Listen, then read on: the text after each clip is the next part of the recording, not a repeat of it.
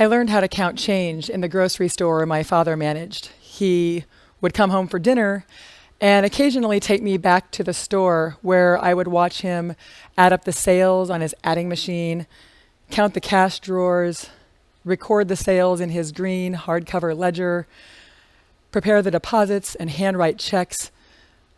By the time I was 9, I was assisting with inventory, and that was counting by hand and recording on a paper spreadsheet.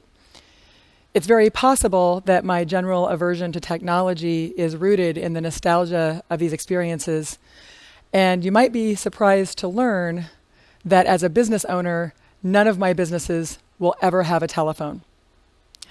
My dad, a Tet Offensive Vietnam Marine, taught me to value tried and true, simple systems that work. His advice often comes in the form of very simple adages. Measure twice, cut once. Do it right and do it right the first time. If something is worth doing well, it's worth doing well. Presently, I co-own 2 bars in Kansas City. I always wanted to have my own place, and then 13 years into my career, I had the opportunity to co-develop a little bar called The Other Room in Lincoln, Nebraska. We set out to push the envelope of hospitality in that market. In a Big Ten college football town, we chose not to have television. We did not serve beer. We required guests to be respectful of a quiet, conversational atmosphere. Cell phones weren't allowed. Mainly, we abandoned assumptions about technology and their association with hospitality in order to deliver a more authentic, organic guest experience. We didn't have a fancy computerized point of sale or POS system. We chose to be cash only. We had handwritten tabs. And then something weird happened. It worked. In developing the business model for The Other Room, I was able to rethink critical assumptions about the role that hospitality plays in the success of a business. And my experience has led me to believe that the key to successful small business entrepreneurship of the future is to better understand successful small businesses of the past. I think a lot about retrovation, and that is innovation that's based on retro ideas and practices that have persisted for, in some cases, thousands of years. To give proper credit, Jaakko Suominen and Anna Savula discussed the concept of retrovation in a 2016 article. Basically, it's the idea that tools and practices that may seem antiquated in the proper context can prove to be quite useful. When we hear the words technology and innovation, we automatically tend to link them with the idea of progress and success. And tech innovation can definitely be a good thing. But there's a deductive assumption that sneaks in that is the lack of technology and innovation is necessarily inhibitive to success. Technological innovation does not necessarily facilitate progress. In fact, without proper context, innovative technologies can actually be a burden on small business. A common mistake by entrepreneurs is the idea that every available technology is essential. It's the business equivalent of keeping up with the Joneses. For example, one feature of a POS system, one selling point of a POS system, is that they can tell you what you should have on hand. They can track your inventory. And that's true if the initial inventory has been properly entered and if nothing has been stolen or damaged or removed from inventory in a way that hasn't been accounted for. To be accurate, you still need to hand count your inventory.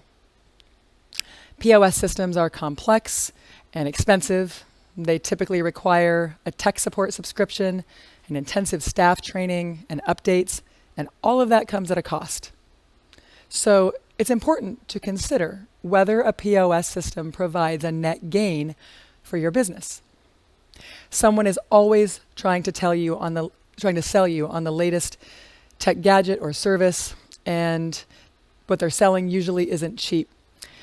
Whether it's a point of sale system, online advertising, digital PR management platforms, the list goes on, and pretty soon the list of things you think you need becomes startup cost prohibitive. My dad taught me that there is value in having a hands-on personal relationship with your business. Of course, there is always a point where technology can become an asset, but it's critical that you know exactly what your business needs and, more importantly, what it doesn't. As I mentioned, we do not have a business phone. There are typically only two reasons that people call a bar, and it's, "Are you open?" and "I think I left something there." Well, our hours are posted and never change, and if you left something important, you will come looking. Not only do I not have a phone bill, I exchange the time that I would spend on the phone to do other things that are more vital to my brand. And as a small business owner, I can tell you that time is my most valuable asset. I can figure out ways to make more money. I cannot make more time. We are cash only. Everything about our service model is about efficiency. A cash only model helps us to speed up transaction times. Our ability to make one more drink every 15 minutes just during peak service hours has the potential to translate into $40,000 of revenue per year. The quick exchange of cash is way less of a hassle, and it keeps the drink machine moving. We do have an ATM that we own, so instead of paying Visa a percentage of my sales, I actually gain a small income stream from our ATM. We only charge a $1 fee, and it actually saves my guests money because my price points reflect not having to pay for any of those POS system expenses or credit service fees. But the real magic in this is that we exchange the time that we would spend fumbling with overly complex systems to build personal connections. We have the time, we've created the time to ask a guest how their day was. We ask their names, we can inquire what brings them out for the evening, to connect in a more authentic way, to gather demographic research more organically, directly from the guests. I don't need a PR firm. I have the time to talk to people. I am my PR firm. I don't usually maintain a website or bother much with online review platforms.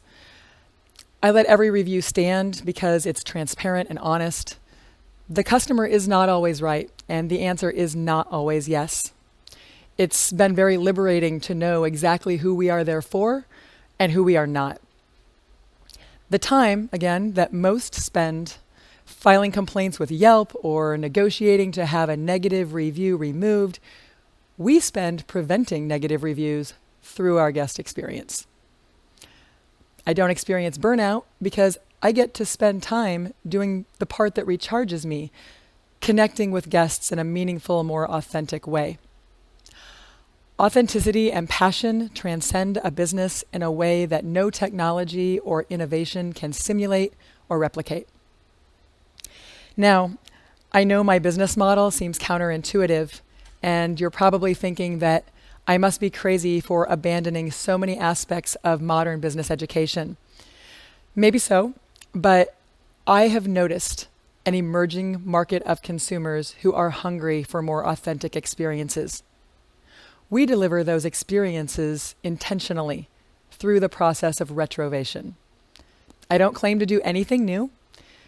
In fact, I do things the way they've always been done. And sure, I've had some luck and I've had experiences that are well-timed and opportunities along the way. But I'm here to tell you that luck has very little to do with the success of our business model. We think through every variable. We are committed to our brand vision every step of the way. Every aspect of our operation is intentional. And for what we set out to do, it works. So I will leave you with this. If you have ever considered becoming an entrepreneur, do not be afraid to abandon unnecessarily complex practices for simpler, more manageable ones. The basics of business have not changed for thousands of years. Do one thing and do it well. It's passion and discipline as opposed to technology that drives small business. Simpler models can allow you to operate more organically and, in effect, more profitably. In an industry where most fail and the rest struggle for very thin profits, my businesses have flown pretty steady at about 30% profitability. By embracing Retrovation, we significantly lower the startup costs of our operations and the day-to-day expenses. The success of my present and future businesses is a reality precisely because we are not afraid to consider business advice from the past. Cheers.